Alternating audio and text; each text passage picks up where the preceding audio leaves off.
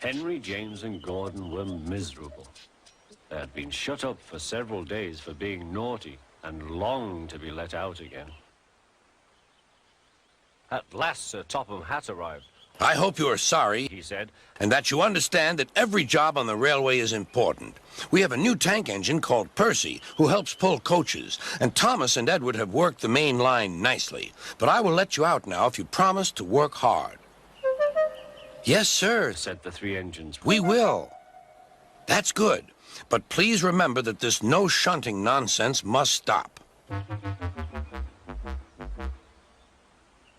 He then told Percy, Edward, and Thomas that they could go and play on the branch line for a few days. And they ran off happily to find Annie and Clarabelle at the junction. The two coaches were so pleased to see Thomas again. Edward and Percy played with freight cars. Stop, stop, stop! Screamed the cars as they were pushed into their proper sidings. But the two engines laughed and went on shunting till the cars were tidily arranged. Next, Edward took some empty cars to the quarry. Percy was left alone. He didn't mind that a bit. He liked watching trains and being cheeky to the other engines.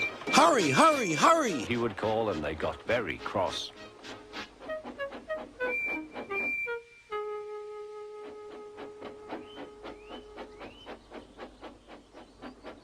After a great deal of shunting, Percy was waiting for the signalman to set the switch so that he could get back to the yard. He was eager to work, but was being rather careless and not paying attention. Edward had warned Percy. Be careful on the main line. Whistle to the signalman that you are there. But Percy didn't remember to whistle, so the busy signalman forgot him. Percy waited and waited. The switch was still against him, so he couldn't move. Then he looked along the main line. Beep, beep! He whistled in horror, for rushing straight towards him was Gordon with the express. Oh! Groaned Gordon. Get out of my way!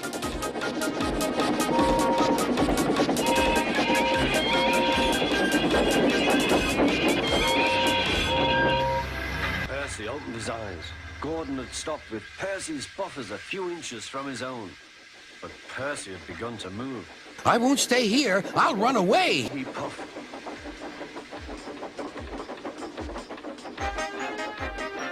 He went straight through Edward's station and was so frightened that he ran right up Gordon's hill without stopping.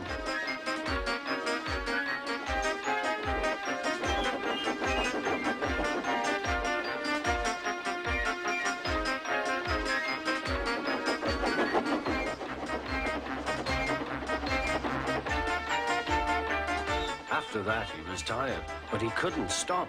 He had no driver to shut off steam and apply the brakes. I want to stop! I want to stop! He puffed. The man in the signal box saw Percy was in trouble, so he kindly set the switch. Percy puffed wearily onto a nice empty siding, ending in a big bank of earth. He was too tired now to care where he went. I want to stop! I want to stop! I have stopped! He puffed thankfully. Never mind, Percy, Said the workman as they dug him out. you shall have a drink and some coal, and then you'll feel better. Presently, Gordon arrived. Well done, Percy. You started so quickly that you stopped a nasty accident. I'm sorry I was cheeky. Said Percy. Then Gordon helped pull Percy out from the bank. The two engines are now good friends, but Percy is always most careful when he goes on the main line.